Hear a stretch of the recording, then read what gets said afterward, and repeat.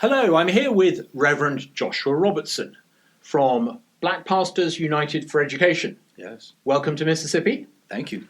Glad to be here. Thank you for coming here. You're originally from Pennsylvania. Harrisburg, Pennsylvania. And you run a church there? Yes, I'm the senior pastor of the Rock Church. Tell me a bit about that and tell me, please, how did you get from being a pastor to getting into the school choice movement? I think it was thrust upon me more than anything. It chose me more than I chose it. I serve a church that is in the Allison Hill community in Harrisburg, Pennsylvania, and the church that I serve is in a rough neighborhood. It has a lot of needs. The equity that's in our church, I think, is locked in the genius of our children.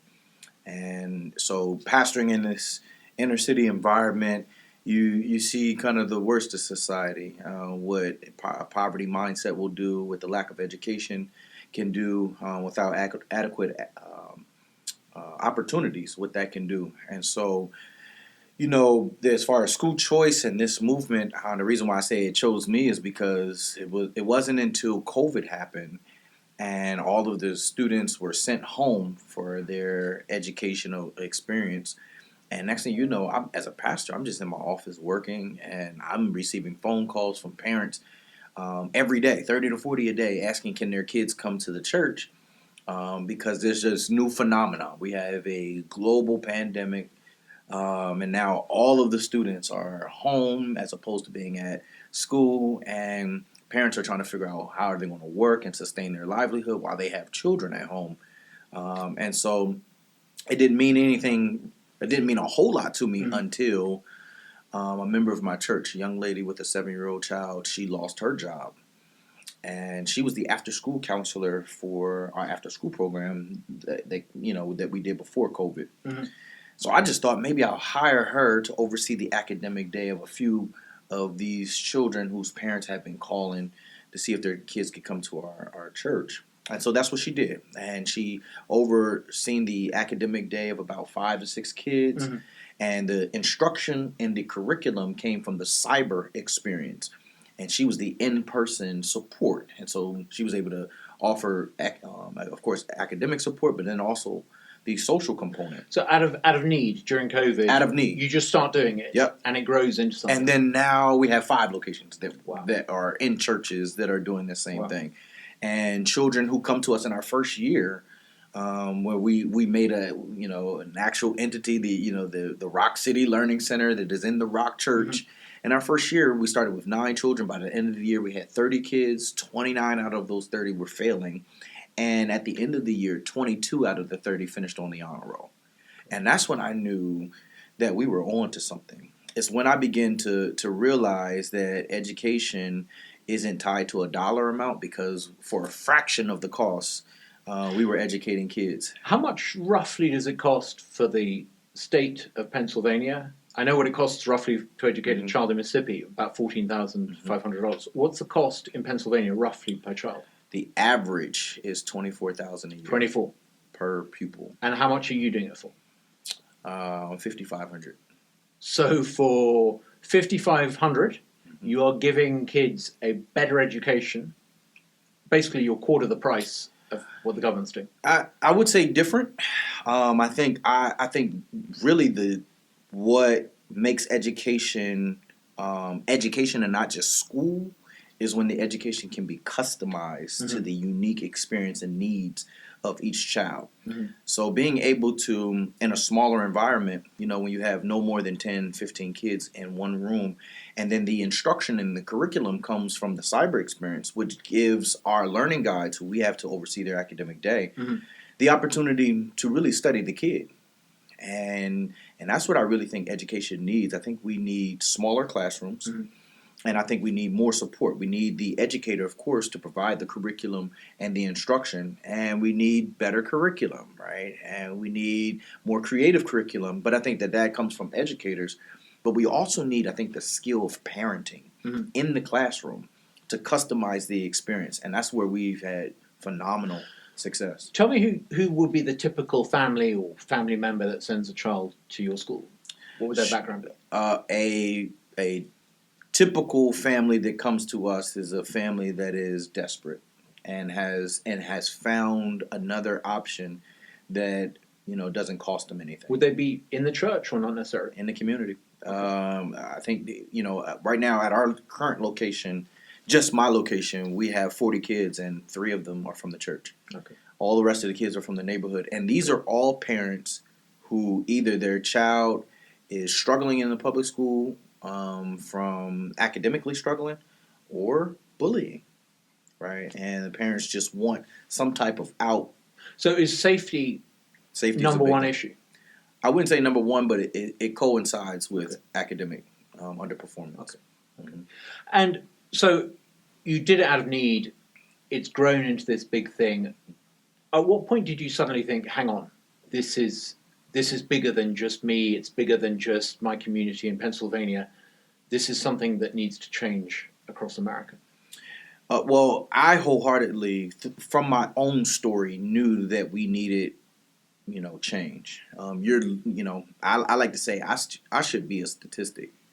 For me to graduate from high school and was reading at a first or second grade level, how do you matriculate through 12 years of school and can't read? Well, when you are the type of athlete I was in high school, you understand it, right? And I was a major athlete, basketball, football, had all type of You played football? Played football. What position? This was 100 pounds ago, so you can't judge me. But I played corner and Okay. safety. Okay. So I used to be able to run fast and hit hard. Okay. And now I eat fast. So most people don't have that type of athletic prowess that opened up the opportunities that I had. You're looking at someone who, at my first college, I failed out with a .67 GPA, right? Because I couldn't read. So you excelled at athletics, but they overlooked basic things like literacy and math. Well, I put it to you like this. My parents really struggle when I tell the story of me not being able to read. And I'm like, Mom, Dad, you trusted the system. You thought when you saw a report card that says A, B, C, B, B, C, whatever that is, you thought that meant I was being educated and that I was tracking along with all the rest of the kids. What you didn't know was that there are gaps in our educational system. What you didn't know that sometimes there are financial incentives to just make sure I keep moving, instead of diagnosing what's really going on with me and helping to get to the heart of the matter, that sometimes education is not happening. That's fascinating. So your own experience is that if a family doesn't kind of check under the hood and actually see what their child is learning, even a great well-meaning family can just let the child... Absolutely. Again, my parents are phenomenal parents. I come from a 2-parent home. I come from a Christian home. I come from a home that cherishes education, and that was very much so looking at my report card. But again, they trusted a system. And of course, I was a kid. I wasn't going to say, hey, Mom, I really can't read even though I got the grade. Of course. No, I was the most popular athlete. But that's a really relevant point for here in Mississippi, because we've had kind of grade inflation. And you look at a list of schools and districts that are doing well, and they say, hey, look, everyone's doing great. Actually, when you drill down, 1 in 4 kids in Mississippi doesn't show up to school. Despite what they tell you about standards, it's not a great picture. Exactly. And I think that when the reality is this, I think that we have a sometimes gross relationship with money. And we can think that just putting more money into a system is what's going to result in better education. And the reality is that's not true. $24,000 per year is the average per pupil spending in Pennsylvania. For a fraction of the cost, we're able to actually educate, right? It's not about more money. And mind you, I am for public schools. I'm a public school advocate. I believe that public schools are the foundation for education across this country. However, I believe that in America, we have the creative genius and the ability to have both and. We can have robust, well-funded public schools that educate our kids, and we could also have a plethora of options, and we can customize education. I look at it and say in Mississippi, you look at what are the major industries that lead this state, right? And then you say in 30 years, how do we make sure that we are teaching the next generation well enough, and that they're going to be able to continue these industries? And how do we not only be, great Mississippians, but how do we be contributors to the larger country, right? What are the main arguments against that you hear? If you are talking to people, I know that you've been talking to some people on the centre left and trying to talk to them about the case for school choice. What are the concerns they have, and what are the legitimate concerns they have, and what do you say to those concerns? I think that I've heard concerns. Do I believe they are necessarily legitimate? It depends. Concerns are we taking resources away from public schools that are already, not well funded? And we're in Jackson right now, right? And so you look at it and say a significant portion of how public schools are funded are through property tax, right? But here in Jackson, you may not have a business district like you may have in some of your suburban areas that produces the type of financial resources that could fund our public schools well. And secondly, you talk to teachers, and they're preparing kids for tests. They're not educating. And teachers want the ability and flexibility to actually teach their students. But sometimes in our public schools, they don't have that. So what I find is, sometimes, people who are against school choice, they'll be against school choice, but they won't look under their own hood and say, we need to, deregulate so that our educators have the flexibility and freedom to educate. And then secondly, we need to look at what role has redlining played in our educational system that prevents adequate resources to flow to our local public schools. It's quite an admission, though. If the argument is that if people are given school choice, the money will go away from public schools, it's quite an admission that people want to leave those schools. I mean, you can't, if you're an opponent of school choice, you can't have it both ways. You can't, on the one hand, say the schools are fine and dandy, they're doing a great job, and then turn around and say, but if you let the customer leave, the customer's going to leave. It's either one or the other. In Mississippi, as I said earlier, it's about $14,500 per student. The proposal that we have on the table in front of us is the parents would take about $7,000, so slightly less than half the total. The idea is going to drain public schools actually in a weird way in terms of per pupil funding. Per pupil funding would actually go up if pupils left, but that's another story.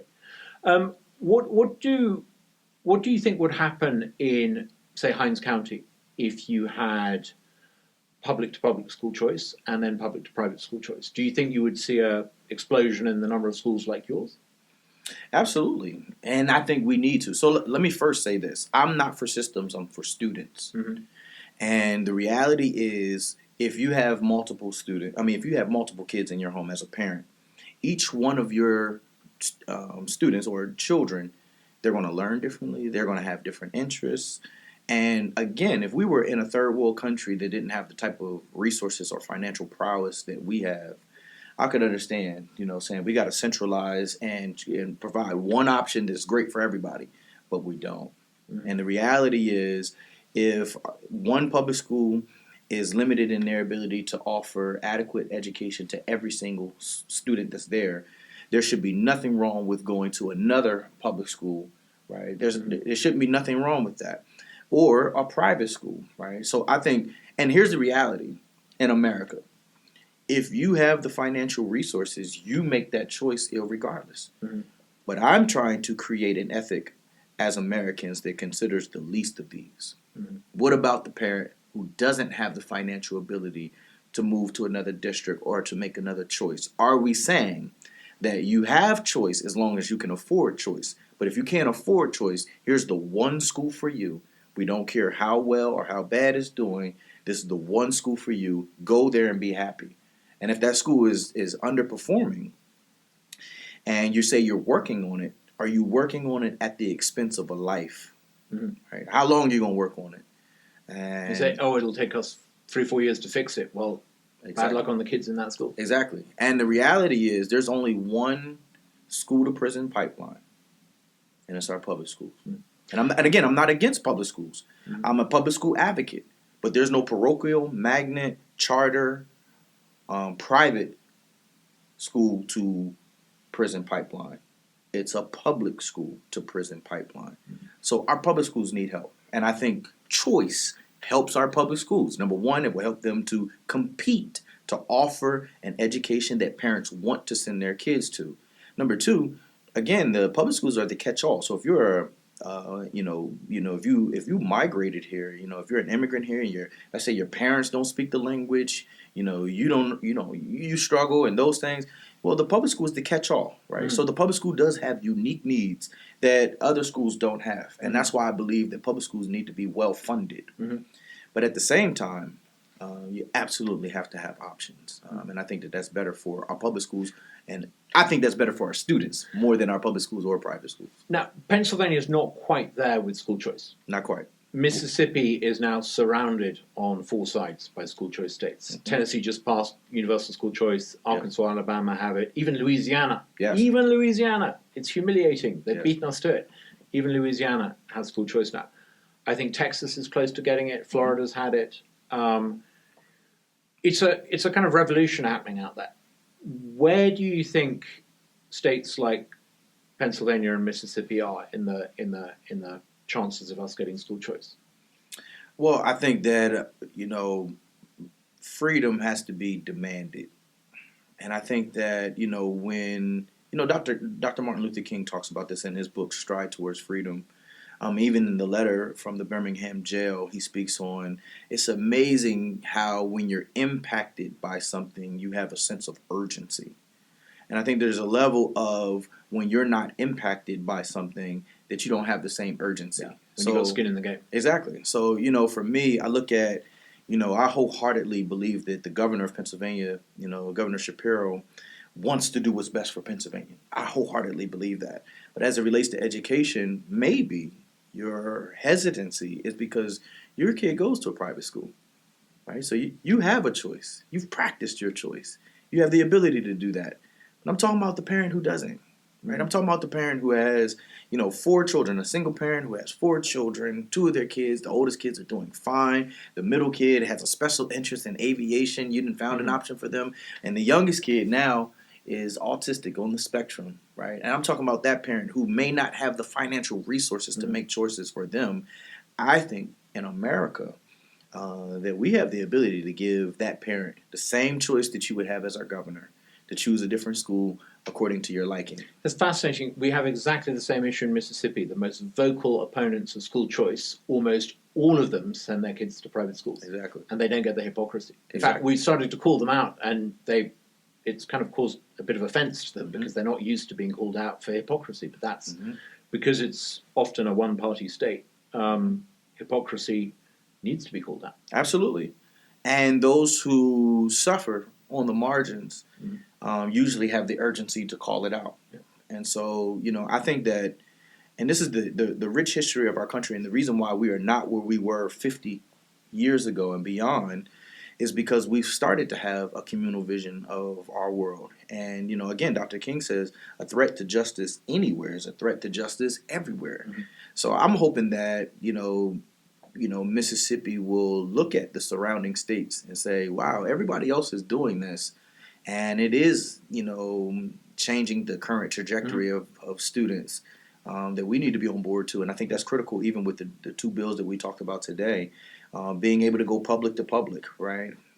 If this is about the student, let's make it about the student. A student should be able to go, if one public school is not working for them, they should be able to go to a neighboring public school, and that should be no problem whatsoever. Or the same thing with the private school. Yeah. One of the reasons why Black Pastors United for Education, we just launched the Every Church a School initiative, is because I believe that every church building in America, every congregation should be a part of changing the existential plight of education in America.